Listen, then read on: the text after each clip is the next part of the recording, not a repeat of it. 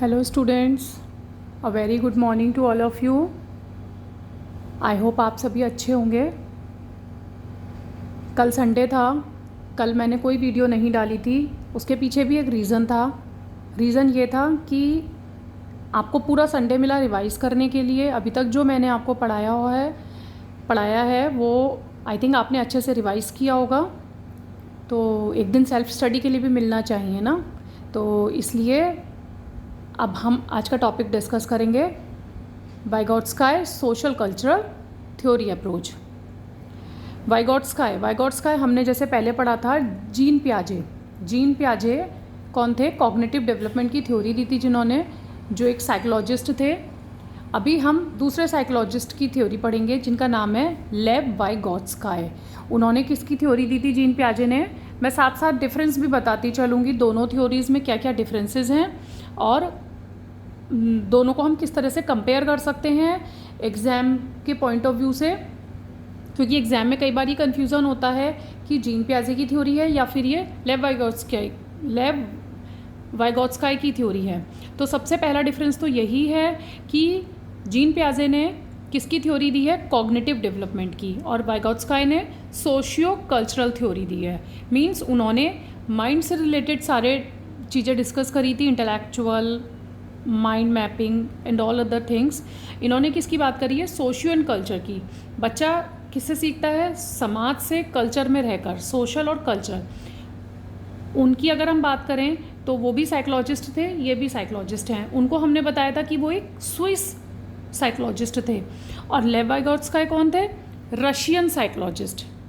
तो ये आपको पता चला कि Russian psychologist is a Lev Vygotsky and the Swiss psychologist is a Jean पियाजे। लेव वाइगॉट्स्काय की जो डेथ हुई थी वो बहुत कम एज में हुई थी, died at the age of 38 years. But उन्होंने 38 ईयर्स में भी काफ़ी कुछ किया। अभी हम उनकी एक थ्योरी भी डिस्कस कर रहे हैं, सोशियो कल्चरल थ्योरी। उन्हें हम क्या कहते थे? ये एक सोशल कंस्ट्रक्टिविस्ट थे। सोशल कंस्ट्रक्टिविस्ट मीन्स समाज के लिए, जिन्होंने बताया कि बच्चा जो है समाज से सीखता है, कल्चर में रहकर सीखता है। He emphasise the role of the society and culture. उन्होंने मेन किस चीज़ पे फोकस किया? सोसाइटी पे और कल्चर पे। In the development of a child, कि चाइल्ड का डेवलपमेंट जो है सोसाइटी और कल्चर में रहकर होता है। बट जीन पियाजे ने क्या कहा था कि बच्चे का जो डेवलपमेंट है वो माइंड से होता है। मीन्स वो नन्हे वैज्ञानिक होते हैं, लिटिल साइंटिस्ट होते हैं। वो बचपन से ही माइंडली कुछ ना कुछ सीखने की कोशिश करते रहते हैं। बट लेव वाइगॉट्स्काय ने कहा कि बच्चा जब समाज में आता है तो वो समाज और कल्चर के थ्रू सीखता है। इनके 3 इंपॉर्टेंट एस्पेक्ट्स हैं। सबसे पहले तो एक चीज़ ये ध्यान रखिएगा कि हमने जो बताया था कि जीन पियाजे के 4 फैक्टर्स होते हैं, 4 स्टेजेस होती हैं। वाइगॉट्स्काय ने किसी भी स्टेज की बात नहीं करी है। इन्होंने सिर्फ इतना बताया है कि एक 3 एस्पेक्ट्स होते हैं, इम्पॉर्टेंट एस्पेक्ट्स होते हैं, जो इन्होंने जिस 3 चीज़ पर डिस्कस की अपनी पूरी theory. SCL, S for social interaction, C for culture and L for language. कि बच्चा सोसाइटी से सीखता है, कल्चर से सीखता है और लैंग्वेज से सीखता है। देखिए, मैंने कल आपको एक क्वेश्चन कराया था। वो क्वेश्चन ये था कि पहले थॉट आते हैं या लैंग्वेज, विचार आते हैं या भाषा। तो दोनों चीज़ें अलग हैं। जीन पियाजे ने क्या कहा था कि पहले थॉट आते हैं, क्योंकि उन्होंने माइंड से रिलेटेड सारी, कॉग्निटिव से रिलेटेड सारी बातें करी अपनी थ्योरी में। लेकिन वाइगॉट्स्काय के हिसाब से क्या डिफरेंस हुआ दोनों थ्योरीज़ में कि पहले लैंग्वेज आती है, फिर थॉट आते हैं। पहले हम बोलते हैं, फिर बाद में हम कुछ सोचते हैं। लेकिन जीन पियाजे ने कहा कि पहले हम सोचते हैं, पहले थॉट आते हैं, तब लैंग्वेज आती है। तो ये 3 इम्पॉर्टेंट एस्पेक्ट्स हैं वाइगॉट्स्काय की थ्योरी में, social interaction, culture and language. ठीक है, अब कुछ और टर्म्स की हम बात करें। Some other important terms, ZPD, MKO and scaffolding. देखिए, ये तीनों टर्म्स इस थ्योरी के मोस्ट इम्पॉर्टेंट पॉइंट्स हैं।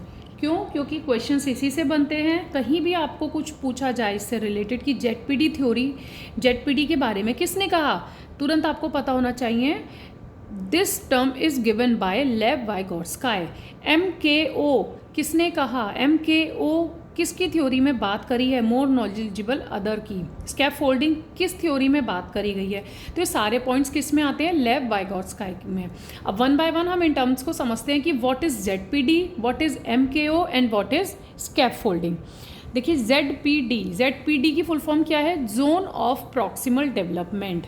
आपको इसकी फुल फॉर्म याद होनी चाहिए। MKO more knowledgeable other. ZPD क्या होता है? It is the difference between what a learner can do by himself and what he or she can do with help.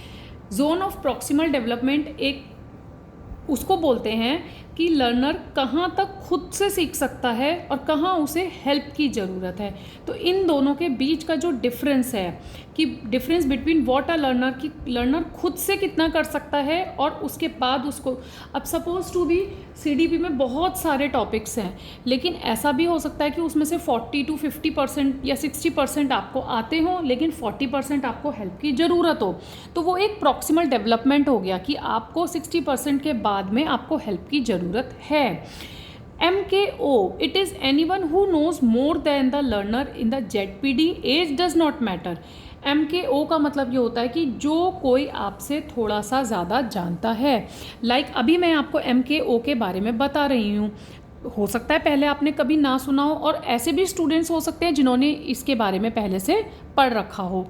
तो इट इज़ एनीवन, वो कोई भी हो सकता है, who nose more than the learner, learner से जो थोड़ा सा ज़्यादा जानता है ZPD में, मतलब कि आपकी जहाँ हेल्प की जा रही है तो वो मोर नॉलेजेबल अदर कहलाता है। वहाँ पर एज मैटर नहीं करती। वो एग्जाम्पल्स आपके टीचर्स हो सकते हैं, आपके पेरेंट्स हो सकते हैं, आपके साथी हो सकते हैं, पीयर्स आपके साथ काम करने वाले आपके कलीग्स हो सकते हैं, या फिर टेक्नोलॉजी से भी हम बहुत कुछ सीखते हैं। तो वो सब किस में आएंगे? MKO में। जो भी आपसे थोड़ा सा ज़्यादा जानता है वो MKO कहलाता है। स्कैफोल्डिंग, जिसे हम हिंदी में बोलते हैं पान। In scaffolding, MKO need not to solve the entire problem but need to give hints. Scaffolding में हम क्या करते हैं कि जो MKO है, MKO अगर सपोज टू भी मैं एक एग्जांपल से देखूं कि मैं आपको आज वाइगोट्स्काय का थ्योरी पढ़ा रही हूँ, ठीक है, तो अभी आप यहाँ पर लर्नर हुए, मैं MKO हुई, मोर नॉलेजेबल अदर, कि आपसे हो सकता है थोड़ा सा मेरे को ज़्यादा पता हो। तो MKO need not to solve the entire problem. हो सकता है आपने इसके बारे में पहले 10 to 20% पता हो, लेकिन आपको इसके की पॉइंट्स के बारे में सब कुछ नहीं पता हो। आप need not to solve the entire problem but need to give hints. आप कोई भी मैथ्स का क्वेश्चन सॉल्व कर रहे हो, आपने आधा क्वेश्चन सॉल्व किया लेकिन आप कहीं बीच में रुक गए, कहीं अटक गए, आपके टीचर ने आपकी हेल्प कर दी कि बेटा यहाँ पर प्लस करना है या यहाँ माइनस करना है, तो देन आपने पूरा क्वेश्चन सॉल्व कर दिया। आपको जब ये पता चला कि हाँ इस क्वेश्चन में हमें प्लस करना है या माइनस, प्लस करना आपको आता है, माइनस करना आपको आता है, लेकिन आपको ये नहीं पता कि क्वेश्चन में प्लस करना है या माइनस करना है, तो वो हिंट आपको किसके थ्रू मिली? आपके टीचर के थ्रू। इट मीन्स उन्होंने आपकी स्कैफोल्डिंग करी, आपको थोड़ी सी हिंट प्रोवाइड करी जिसके थ्रू आपने एंटायर प्रॉब्लम सॉल्व कर ली। उन्होंने एंटायर क्वेश्चन तो आपको नहीं सॉल्व करके दिया, लेकिन आपको सिर्फ हिंट दिया। और can solve half problem means 50% भी हम आपकी प्रॉब्लम को सॉल्व कर सकते हैं, so that student can learn on their own, ताकि उसके बाद में लर्नर खुद से कुछ सीख सके। तो ये 3 मेन पॉइंट्स हैं जो आपको पता होने चाहिए। जैसे कि कोई बच्चा साइकिल चलाना सीखता है, तो साइकिल चलाने में क्या करते हैं, जैसे फादर साइकिल चलाना सिखा रहे हैं, उन्होंने थोड़ी देर तो उसकी हेल्प करी, एक तो वो MKO हुए उसके फादर, क्योंकि उन्हें उससे अच्छी साइकिल चलानी आती है। स्कैफोल्डिंग क्या हुई कि उन्होंने थोड़ी देर उसकी साइकिल पीछे से होल्ड करी, फिर उसके बाद में थोड़ी देर में देखा कि साइकिल छोड़ते ही बच्चा खुद से साइकिल अब चला रहा है। ZPD कहाँ? ZPD का उसमें क्या रोल हुआ? ZPD का मतलब ये हुआ कि बच्चा कितना हैंडल कर पा रहा है साइकिल, और उसे किस पोजीशन के बाद जाकर, कितनी साइकिलिंग के बाद जाकर उसको हेल्प की ज़रूरत पड़ रही है। तो वो जो डिफरेंस है कि लर्नर कहाँ तक खुद सीख रहा है और कहाँ तक उसको हेल्प की ज़रूरत है, तो वो ZPD में आता है। तो ये तीनों पॉइंट्स आई थिंक आपको क्लियर हुए होंगे। अभी हम नेक्स्ट पॉइंट डिस्कस करते हैं वाइगोट्स्काय का, जो कि है लैंग्वेज के ऊपर। तो उन्होंने वाइगोट्स्काय ने 3 फॉर्म्स ऑफ लैंग्वेज की बात करी है। First one is social speech. Social speech from the age of 2 years।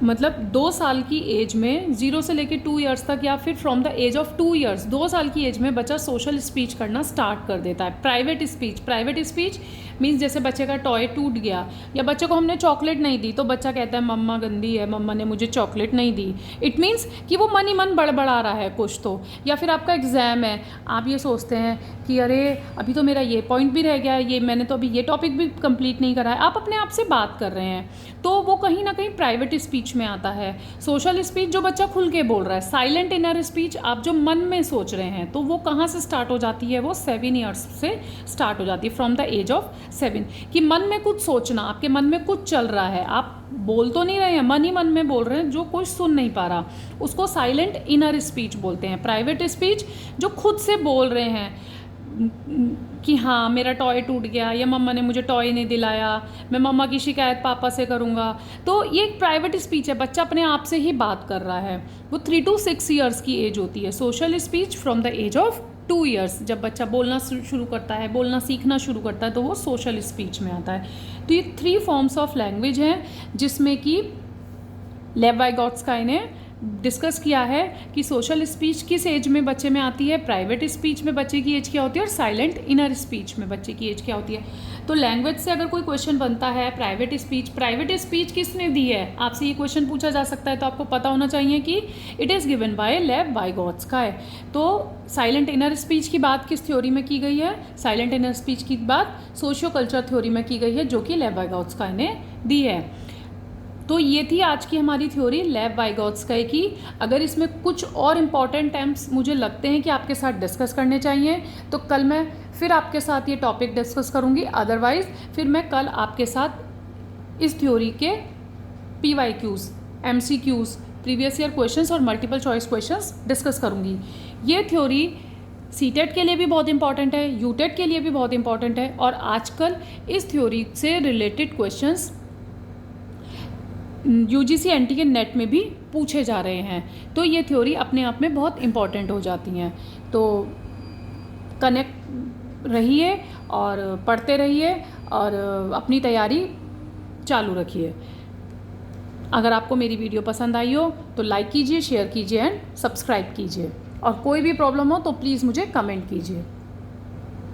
Thank you for watching.